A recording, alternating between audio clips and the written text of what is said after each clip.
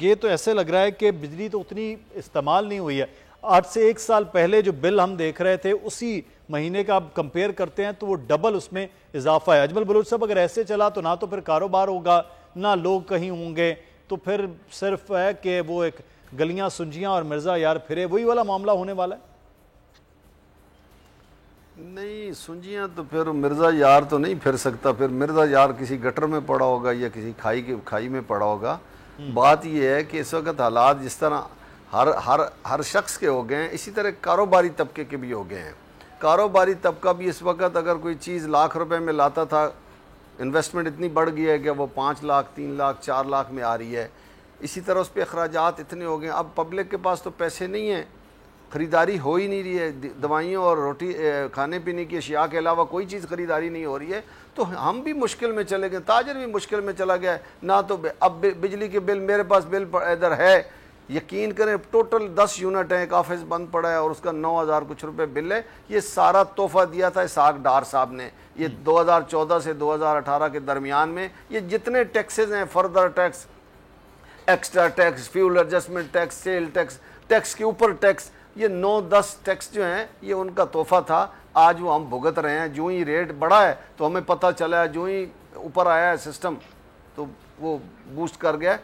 بات یہ ہے کہ یہ جو 50 کروڑ روپے دیے گئے ہیں نا سیاستدانوں کو الیکشن لڑنے کے لیے کہ ڈیولپمنٹ کے نام پہ, خدا کے لیے یہ پیسے واپس کر کے عوام کو ریلیف دے دیں.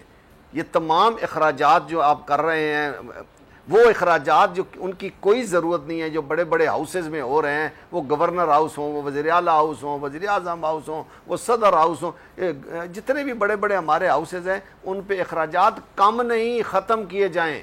گھر سے روٹی کھا کر آئیں, یہ بڑی بڑی گاڑیاں ختم کر دیں. آپ جو سرکاری گاڑیاں ہیں, مجھے تو پتہ چلا اسلام آباد میں خالی 90,000 سے زیادہ گاڑی ہے یہ پورے ملک میں, اس میں جو پٹرول ڈلتا ہے اس کو اس کی جو مرمت ہوتی ہے وہ اس ملک کو تباہ کر دیا ہے. ہم نے میرے خیال میں 870 ارب روپیہ جو ہے وہ ہم ضائع کر رہے ہیں, جو مفت بجلی ہم جو دے رہے ہیں. اسی طرح جو چوری ہو رہی ہے وہ پتہ نہیں کتنے ہزار. تو ہمارے پاس ہم تو ایک محکوم قوم ایسی ہے جسے IMF کے بھی, ورلڈ بینک کے بھی, ایشین ڈیولپمنٹ سب جگہ پیسے دینے ہیں, اور ہمارے جو ہاؤسز ہیں وہ تو دیکھنے کے قابل ہے. وزیر اعظم اور ایوان صدر تو بہت دور کی بات ہے. جس طرح بلوچ صاحب کہہ رہے تھے یہ DC ہاؤس, کمشنر ہاؤس, یہاں جو خرچے ہیں, ابھی حالیہ گورنمنٹ آف پنجاب اس بات کو کہہ رہی تھی کہ یہ جو بڑی گاڑیاں اس لیے دی جا رہی ہیں فیلڈ میں کام کرنا ہے, وہ کام کیا ہے آج تک وہ بھی نہیں سمجھ پائے ہیں. اس کا فیول بھی, اس کی بھی خرچے اجمل بلوچ صاحب, وہ بھی عوام کے پیسوں سے, بلوں سے, ٹیکسز کے ذریعے جانے. تو پھر اب تاجر جو ہیں وہ اب کیا کریں, کیا پلان آپ لوگوں کا ہے سر؟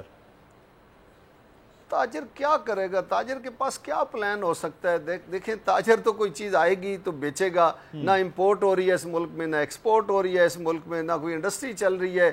کیوں؟ خریدار کوئی نہیں ہے, پیسے نہیں ہیں, سسٹم تباہ ہو چکا ہے. ہم اتنے بحران شدت اختیار کر گئے نا سارے کہ اس وقت سمجھ نہیں آ رہی کہ ہم کریں گے کیا. دیکھیں اس وقت ہم اتنی, میں کہتا ہوں کہ اگر یہ لوگ بل نہیں جمع کرائیں گے نا, میرے بھائی جیسے کہہ رہے تھے کہ IMF سے معاہدہ ہے, ہم پیچھے ہٹ نہیں سکتے, اور اگر حکومت نے یہ بل واپس نہ لیے جو اضافہ ہے, تو اگر لوگ جمع ہی نہیں کرائیں گے تو پھر کیا کرے گا IMF اور حکومت کیا کرے گی؟ مجھے جو لگ رہا ہے کہ لوگ جمع نہیں کرائیں گے, بے شک ان کی بجلی کٹ جائے, بے شک وہ ہو سکتا ہے لوگ کہیں جی ہمیں بجلی کی ضرورت ہی نہیں ہے, پھر IMF کیا کرے گا اور حکومت کیا کرے گی؟ حکومت کو بڑا سنجیدگی سے اس پہ سوچنا چاہیے. لوگ بالکل اس حق میں نہیں ہے کہ ہم بجلی کے بل جمع کرا دیں, اور کچھ عرصے بعد لوگوں نے کہنا ہم گیس کے بل بھی جمع نہیں کراتے ہیں. لوگ پیسے ہی نہیں ہیں, جمع کہاں سے کرائیں گے؟ تو اس لیے ان کو سوچنا چاہیے اور پھر فور واپس لے لینا چاہیے تاکہ کوئی راستہ نکل سکے.